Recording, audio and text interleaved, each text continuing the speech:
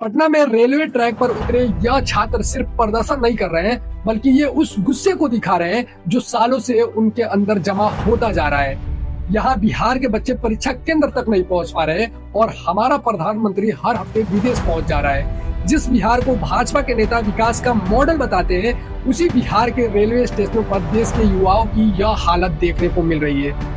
और सबसे पहले तो युवाओं को 3 साल की डिग्री 5 साल में दी जाती है। साल में 4 परीक्षाएं ली जाती है, जिसमें से 3 को लीक कर दिया जाता है। कोई छात्र अगर इन सारी परेशानियों से लड़ते हुए परीक्षा देने के लायक हो भी जाए तो उसका सेंटर सैकड़ों किलोमीटर दूर दे दिया जाता है। अगर किसी तरह छात्र स्टेशन तक पहुंच जाए तो ट्रेन की भारी भीड़ और अव्यवस्था उसका इंतजार कर रही होती है।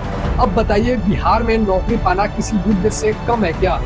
सड़कों पर एआई से एलईडी लाइट लगाकर विकास की वीडियो दिखाना आसान है, लेकिन इन छात्रों का भविष्य कौन रोशन करेगा? सम्राट चौधरी जी, अब इस मुद्दे पर कुछ अधिकारी कह रहे हैं कि प्रदर्शन करने वाले स्पॉन्सर्ड लोग हैं। महोदय, इस देश में अपने हक की लड़ाई लड़ने वाला हर छात्र स्पॉन्सर्ड नहीं होता।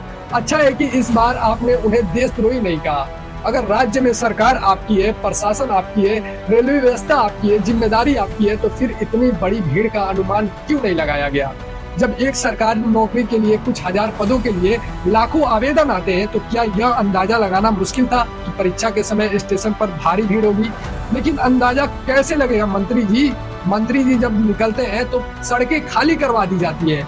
मंदिर में दर्शन करने जाए तो ऐसी व्यवस्था होती है मानो भगवान उनके इंतजार में बैठे हो। लेकिन जब छात्रों की बात आती है तो उन्हें घंटों लाइन में खड़ा रहना पड़ता है, धक्के खाने पड़ते हैं और फिर उन्हीं से पूछा जाता है कि युवा गुस्सा में क्यों है। युवा गुस्सा में इसलिए है क्योंकि उन्हें सपने देखने के लिए कहा गया है, लेकिन उन सपनों तक पहुंचने के सारे रास्ते तोड़ दिए गए हैं। सच तो ये है साथियों कि आज देश का छात्र सिर्फ नौकरी की परीक्षा नहीं दे रहा है, बल्कि पूरी व्यवस्था की परीक्षा दे रहा है। और दुर्भाग्य की बात यह है कि हर बार छात्र पास हो जाता है, लेकिन व्यवस्थाएं फेल हो जाती है। हालांकि यह भी उतना ही महत्वपूर्ण है, विरोध प्रदर्शन शांतिपूर्ण और कानून के दायरे में रह करो, ताकि आम यात्रियों को कम से कम परेशानी हो और मुद्दे की गंभीरता पर ध्यान बना रहे। आखिर आपका क्या मानना है? क्या छात्रों की मांगों को गंभीरता से सुना जाना चाहिए? अपनी राय कमेंट में जरूर दें। Thank you. जय हिंद।